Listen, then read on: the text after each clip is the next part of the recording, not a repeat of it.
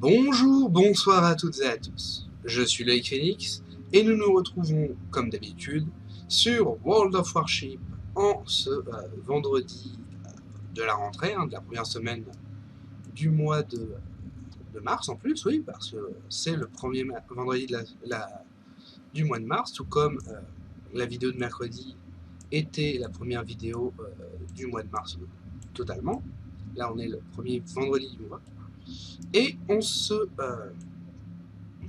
retrouve pour faire du World of Warship. J'espère que la dernière vidéo vous aura plu. Cette double défense et ce double sauvetage était assez magnifique. Pourquoi double sauvetage? Parce que le porte-avions m'avait sauvé, vous l'avez peut-être vu, le porte-avions m'avait sauvé juste avant, enfin, m'avait sauvé du Gascogne. Gascogne qui du coup est un bateau français du tiers 8 qui était... Voilà, qui est en plus un bateau assez premium, assez cher, tout ça.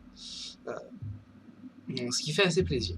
Et du coup, le porte-avions avait détruit le Gascogne, qui était littéralement en train de me... En attendant que je raconte ça, on lance la bataille, qui était en train de me mettre les ponts sur les i dans le duel qu'on avait fait. Et il m'a sauvé. Et juste après, j'ai détruit le sous-marin qui aurait pu lui faire très mal, même s'il avait déjà subi des dégâts, etc. Le sous-marin invisible était quand même un danger, puisque un sous-marin, ça a des torpilles, et un porte-avions, c'est fragile. C'est compliqué à jouer et c'est fragile. Et du coup, nous nous retrouvons avec des tiers 6, des tiers 7, un sous-marin, enfin 2 sous-marins, un porte-avions, et 3 destroyers, cuirassés et croiseurs. Ok. Du coup, une zone de crash alpha, tranquille, pépère. Voilà. Et du coup, ce double sauvetage était assez plaisant en fait. Assez plaisant, assez respectable. Voilà. Nous sommes donc partis pour le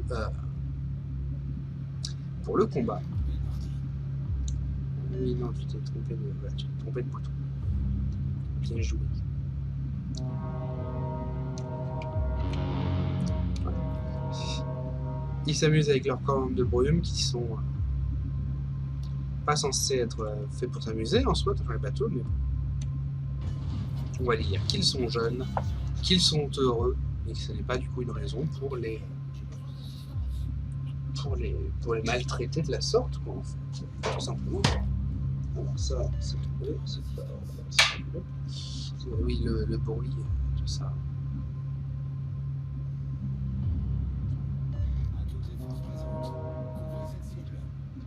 Et du coup, Tony Sava a découvert, les joies du chat. Les joies du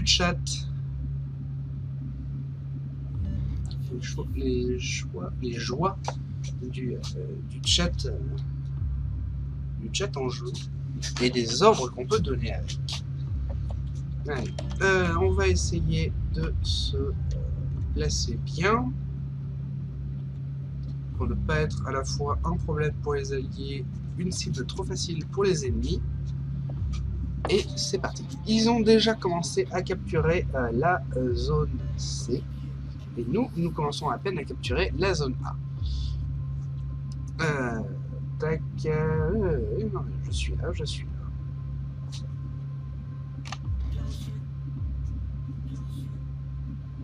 Oui, non, je suis là, t'inquiète pas, ça va, t'inquiète pas, ça va bien se passer. Là, nous avons donc un ennemi qui paraît mal touché, parce qu'il est justement tout juste derrière les deux ennemis qu'on ne peut pas toucher parce qu'ils sont juste derrière les rochers. Par contre, toi qui es en train de tourner, hop, on peut firefly. Je sais même plus si c'est réellement le terme, mais 2 pénétrations, 3 super pénétrations, une protection anti-torpille,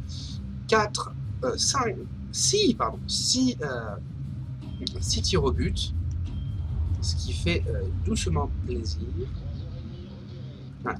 Et nous avons du coup la zone B qui est en train d'être prise, la zone A qui est sous notre contrôle, la zone C qui est en conflit, qui était en conflit, pardon.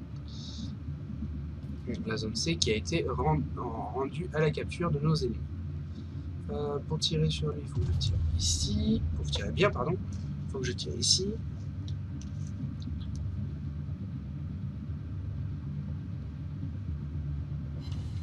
Et une pénétration, c'est déjà ça.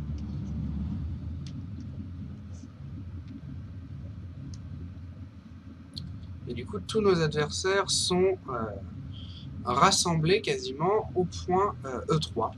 Ce qui est pas une bonne chose pour moi, vu que j'ai pas la possibilité de leur tirer réellement dessus. Et ça, c'est problématique. Voilà. Ah. Ah oui, donc on a pas de porte-avions. Ah, je me suis trompé, c'est lui le porte-avions. Enfin, c'est lui le faux porte-avions. On n'a pas de vrai porte-avions du coup avec nous. Enfin, on n'a pas de porte-avions du coup.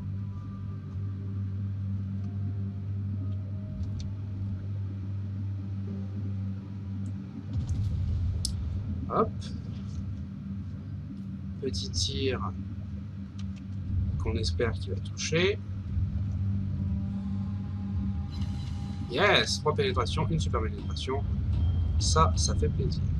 Hop, on va essayer de restreindre le plus possible la vitesse de déplacement de notre bateau. Le souci, c'est que du coup, on ne voit pas grand-chose. Machine arrière toute. Sachant voilà, qu'il y a un sous-marin qui est aussi dans les parages, qui est dangereux. On se rappelle tous que notre ami Vador déteste absolument les sous-marins, et toi tu es en train de faire la pire erreur de ta vie, vu que tu t'es révélé. Et voilà, allez, 4, ah, ça ne touchera pas. Bon, ça ne touchera pas, il aura... Ah si, ça a touché. On a quand même mis un petit peu de dégâts. Ils vont toucher eux, mais je n'ai pas pris de dégâts. Allez, 8 secondes. Allez, recharge. Enfin, recharger, relancer l'ordre. Relancer l'ordre. Ah, ça sera mal barré. Et 28 secondes pour réaliser tout ça. Hop. Allez, petit firefly, petite frappe. Et on va arrêter de reculer parce que c'est déjà assez compliqué comme ça. Yes, un élément supprimé pour notre ennemi. Alors, où se trouve là? Là. Donc ça veut dire peut-être qu'en faisant un tir par là, on devrait toucher. En attendant, on a maintenant le tir qui est à nouveau disponible. La zone B, la zone B est en train d'être prise, ça va être problématique. Oh, ça c'est un tir qu'on a vu passer. Hop. Et directement après, hop, parce que on a vu qu'il était juste là. Hop. Et ils n'arrivent toujours pas à me faire des dégâts. Ça c'est sympathique.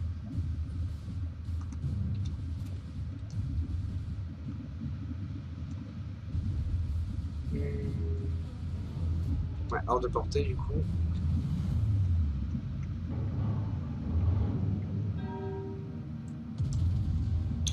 Voilà, en espérant que voilà, il n'y a pas trop de tirs qui soient. Yes.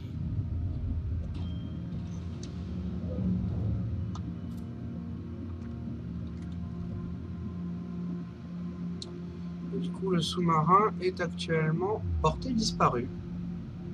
Le sous-marin ennemi est porté disparu, donc nous n'avons plus l'option de le voir.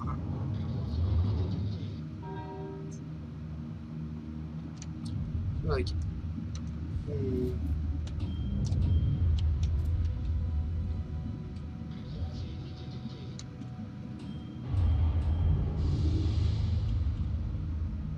Les ennemis qui sont tout assez dangereux.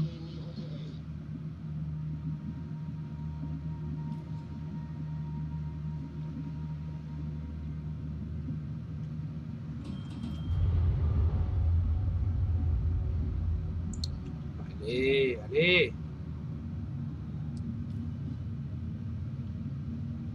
Putain de montagne à la con. Là.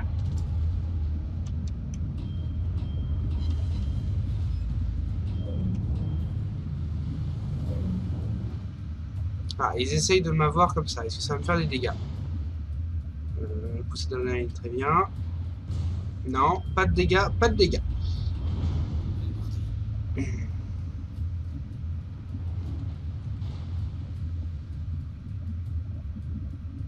6 contre 7 du coup.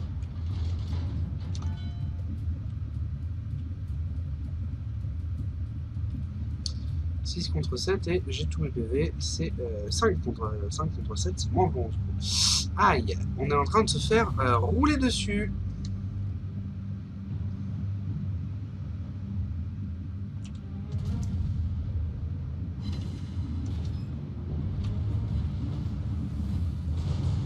Aïe, ça, je sais pas qui c'est qui va me tirer dessus, mais il a...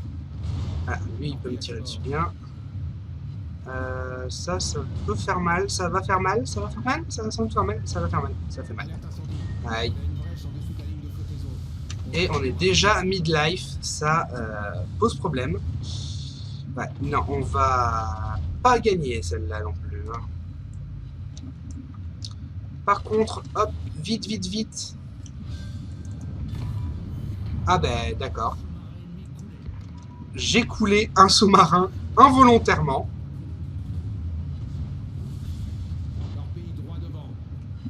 Par contre, il nous aura quand même attaqué et on va... Aïe, aïe, aïe, aïe. Voilà, on va mourir très simplement vu que on a... Voilà, c'est fini. C'est fini, c'est fini, il n'y a plus rien à faire. Voilà, une belle petite explosion du Richelieu. Sniff, deuxième partie qu'on se sera fait mal. On aura eu mal. Il reste 3 alliés, on a 2 bases. Même si au niveau des points, c'est pas ça du tout. Il nous reste du coup 3 alliés. Ouais, 3 alliés qui sont pas forcément le plus au top possible. Et dont un qui est... Oui, non, mais ta gueule. C'est qui les meilleurs? C'est eux, a priori, vu qu'ils sont en avantage technique complet. Ils ont 100 points d'avantage sur nous, même si on a deux trucs. Et ouais, ils ont un croiseur de plus que nous. Ce qui est dommage, j'aurais pas été d'une grande efficacité, je trouve, sur cette partie. Même si, bon, le tir au pif en plein milieu sur le... D'accord. Le tir au pif le tir de batterie secondaire qui touche le sous-marin et qui le tue, ça c'est très drôle par contre. Oh. Aïe aïe aïe, ouais, non, mais avec un spread pareil de torpille, ça il est compliqué de survivre. Ouais, enfin, Radcal, c'est toi le Radcal actuellement, vu comment t'es loin et inutile. Et les bateaux qui du coup se redirigent de façon à aller se confronter à notre allié. Le capitaine-lieutenant Tommy. Enfin, capitaine, lieutenant. Ouais, mais il va être... ça va être un destroyer seul contre trois vaisseaux. 3 vaisseaux complets. Avec surtout aucun support de la part du cuirassé juste derrière. Ça va être assez compliqué.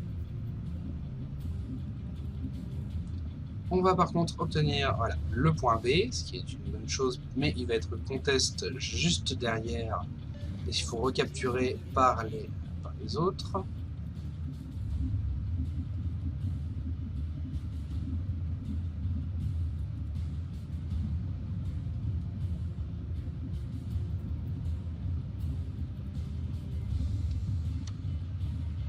Et du coup, expert en combat rapproché, qu'est-ce que c'est? C'est un fait d'arme honorifique qui veut qu'on endommage et détruire, qu'on doit endommager et détruire un navire ennemi.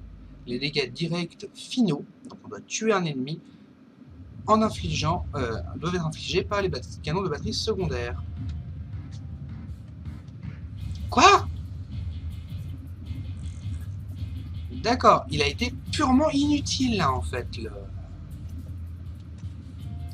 le cuirassé qui restait, il est purement inutile. Et il nous reste donc qu'un destroyer qui n'est somme toute pas en bonne situation, quoi. Bon, certes, il a plein de PV, il a 12 000 PV, mais il a des torpilles, mais ça va être sensiblement assez compliqué pour lui. Après, bien sûr, on lui souhaite de survivre, ne serait-ce que ça déjà. Nous, on n'en a pas été capable. Même si de toute manière, la victoire n'est plus acquise.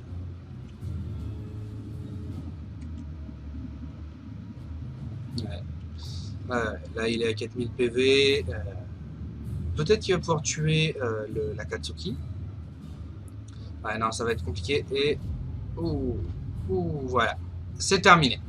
C'est terminé sur un tir de HE. Et du coup, encore 3000 d'expérience. C'est bien ça. On se fait saucer avec l'expérience. 3800 d'expérience, c'est bon ça. On a encore réussi une mission de Battle Pass, auquel je n'ai absolument pas prêté attention. Hein. Enfin, les trucs de Battle Pass. Waouh! Et pour aucune raison valable, je suis troisième de l'équipe. Je suis troisième de l'équipe. Clairement, je ne comprends pas. Là, le fait d'être troisième de l'équipe, je ne comprends pas pourquoi ni comment. Mais voilà. Oui, d'ailleurs, pourquoi est-ce qu'on me sauce? C'est parce que j'ai eu normalement j'ai eu un compte premium, ce qui fait qu'on a pas mal de boost en termes de maintien et réapprovisionnement classique, les modificateurs, voilà, les bonus sont quand même assez notables. Hein.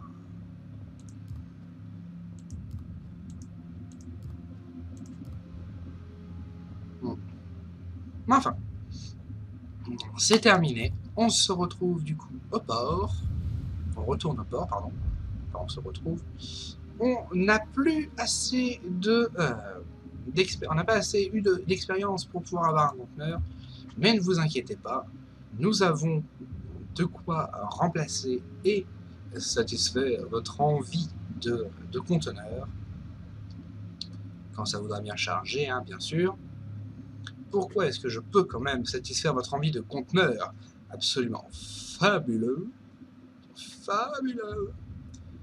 Pourquoi? Eh bien parce que je voudrais que ça charge, s'il vous plaît. Parce qu'on a énormément de charbon. Voilà. On a 80 000 charbons, tonnes de charbon. Ce qui est incroyable. Alors voilà, les cuirassés américains avec porte-avions automatisé. Ça qui coûte extrêmement cher pour ce que c'est. Mais nous, ce qui nous intéresse, du coup, c'est les conteneurs. Les conteneurs absolument génériques et complets. Et on prend quoi? Toujours vaillant, résolu et rapide, le 6e anniversaire, les 7 mers, destroyer allemand, Noël et le Noël et le Nouvel An dans la marine. Ils sont jolis ceux-là. Ils sont très jolis. Marine allemande, 3e anniversaire du jeu, bataille du Cap Nord, la belle époque aussi, la poursuite du Bismarck, Légion d'honneur. Ouais, je vais en prendre, allez, j'en prends combien? Je vais être gentil avec vous, et on va en prendre 10. Ça coûte pas très cher en soi au vu de la quantité de charbon qu'on a. Voilà, on en a 10, on a perdu 10 000 de charbon, mais c'est pas grave, vu qu'on va récupérer le plaisir d'ouvrir un conteneur. Allez, c'est parti, premier conteneur qui contient du coup 5 bonus économiques et le festin festif de collection Nouvel An dans la marine. Une collection qu'on vient de débloquer d'ailleurs. Allez, nouveau conteneur. Et du coup, est-ce que ce sera pareil? Oh, 3 bonus économiques d'expérience libre, 600 d'expérience libre directement dans les caisses, et fête des enfants, un nouvel élément de la collection. On continue. On continue, et on a du coup 5 bonus d'expérience libre, bonus d'expérience du commandant, et le jeune nouvel an. Et c'est une pile de magazines. C'est quoi? Je sais pas trop. En tout cas, c'est de la collector. Pourquoi? Parce que ça vient d'une collection. Encore des bonus d'expérience. Bonus d'expérience du navire. Bonus d'expérience libre. Et carte de vœux suédoise. D'accord. Ah, c'est plutôt joli en soi. Comme carte de vœux. Ok. 5e conteneur du coup. 900 d'expérience libre, ça c'est rentable, faut le dire. 2 bonus économiques d'expérience plus 300%, qui est un bonus commun mais qui est pratique. Et ça c'est carte de Noël française. On va falloir aller la voir dans la collection pour voir réellement à quoi elle ressemble réellement. 6e conteneur. Et nous avons du coup, bonus économique de crédit, bonus économique d'expérience du navire et une maquette de bateau, le Packjes Boot, sans doute un navire allemand pour avoir le boot à la fin, enfin boat plutôt, et c'est le numéro 12, très bien. Un nouveau conteneur à ouvrir, il nous en reste 3, 7e conteneur du coup. Bonus d'expérience du navire et la fête des enfants qu'on a déjà reçu, et donc qui est une copie qui est remplacée par des crédits. Allez, 8e conteneur, bonus d'expérience du navire et Christmas pudding. Ah oui d'accord, donc c'est un marin anglais je présume et un chef qui du coup lui fait manger le délicieux pudding anglais, pudding que je n'ai jamais goûté mais qui a priori est comme beaucoup de choses anglaises dégueulasses. Oh c'est quoi ça? C'est ça Sinterklaas. Il me semble qu'en français c'est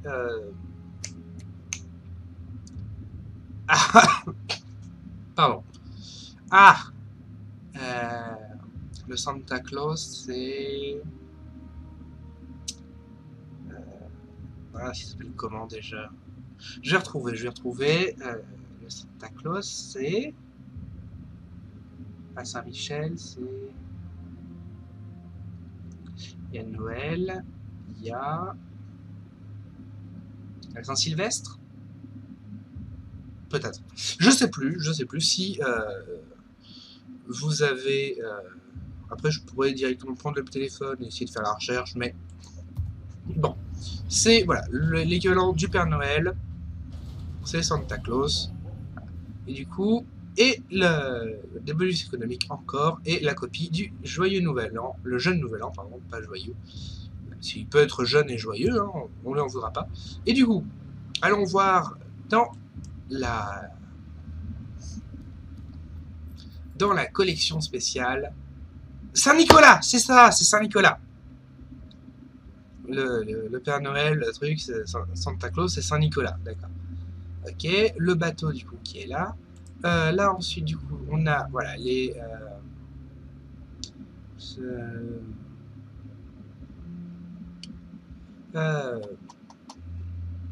Voilà, Noël dans la Royale Britannique. Là ensuite c'est quoi? C'est Noël dans la marine néerlandaise. Ah, donc le Packjesboot, c'est le Packjesboot 12, c'est néerlandais du coup. Avec le jeune Nouvel An. Le jeune Nouvel An du coup qui est Halle Hans. Qui sont du coup des journaux. Dans le monde entier, la bonne vieille tradition consiste à revoir l'année passée et d'accueillir la nouvelle année avec des couvertures de magazines pleines de couleurs vives et d'images attrayantes.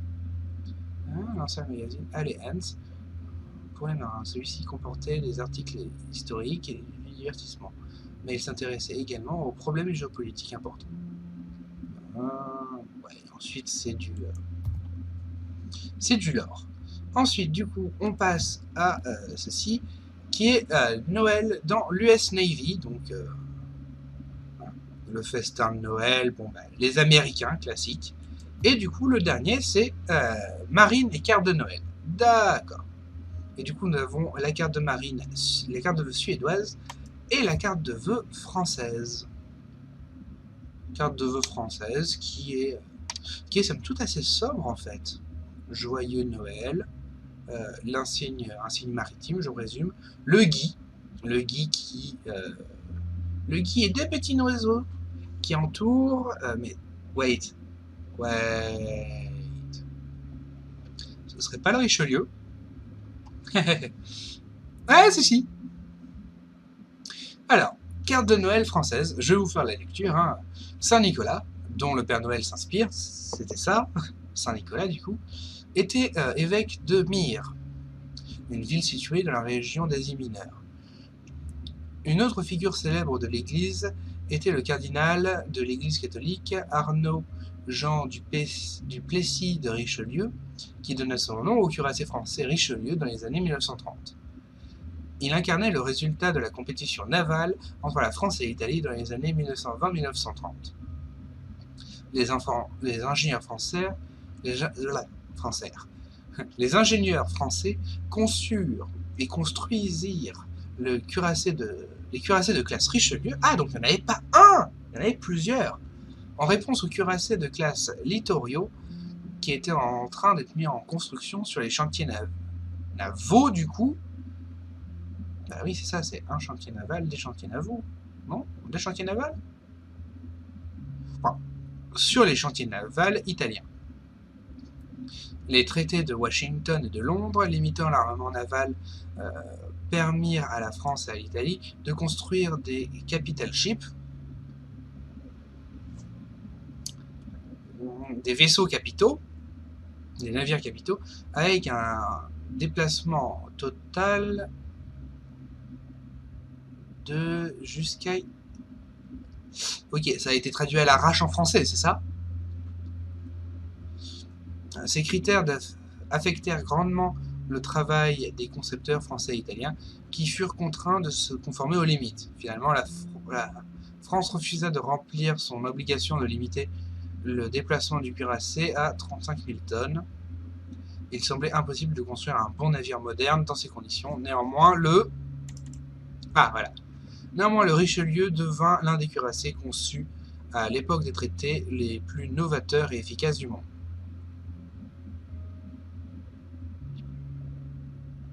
Attends, les cuirassés de classe Richelieu.